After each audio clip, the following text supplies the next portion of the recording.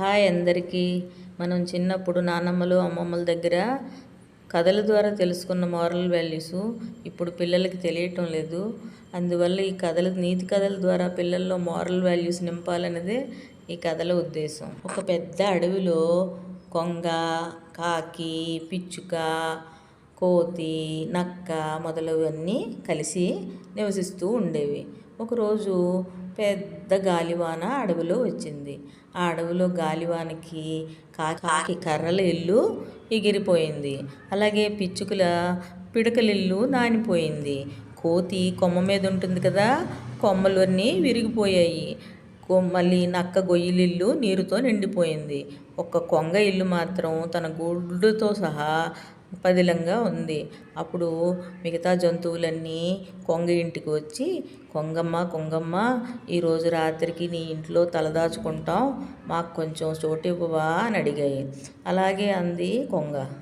పిచ్చుక, కొంగ, కాకి, కోతి, నక్క వరుసగా రాత్రిప్పుడు నిద్రిస్తున్నాయి. నిద్రిస్తూ ఉండగా జుత్తులు మారి నక్క ఉంటుంది కదా, తన ఆలోచన ఎప్పుడూ వేరుగా ఉంటుంది. వీళ్ళందరూ నిద్రపోవడం చూసి నక్కకి కొంగ గుడ్ల మీద కళ్ళు పడ్డాయి. కళ్ళు పడి అందరూ పడుకోవడం చూసి నెమ్మదిగా కొంగ గుడ్ల వైపుకి నక్క వచ్చింది.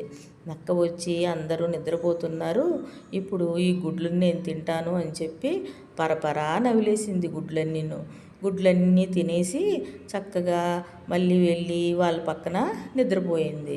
అలా నిద్రపోతే తెల్లవారినప్పటికీ అందరూ ఒక్కొక్కరుగా లేచి కూర్చుంటే ఈలోగా వర్షం తగ్గడం చూసి అందరూ కూర్చొని ఎవరింట్లోకి వాళ్ళు వెళ్ళిపోదామని ఆలోచిస్తుండగా కొంగ తన గూట్లో చూసుకుంటగా అందులో ఒక్క గుడ్డు కూడా లేకపోయింది.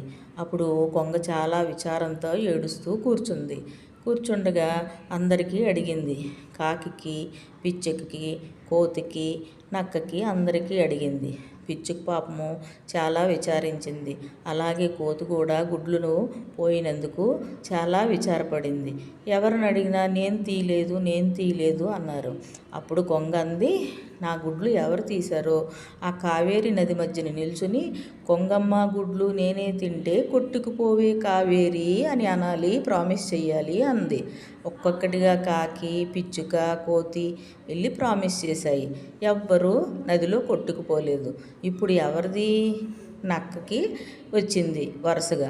నక్క వెళ్ళి భయంతో వెళ్ళి కావేరిలో నిల్చొని కొంగమ్మ గుడ్లు నేనే తింటే కొట్టుకుపోవే కావేరి అంటూ వణుకుతూ చెప్పింది.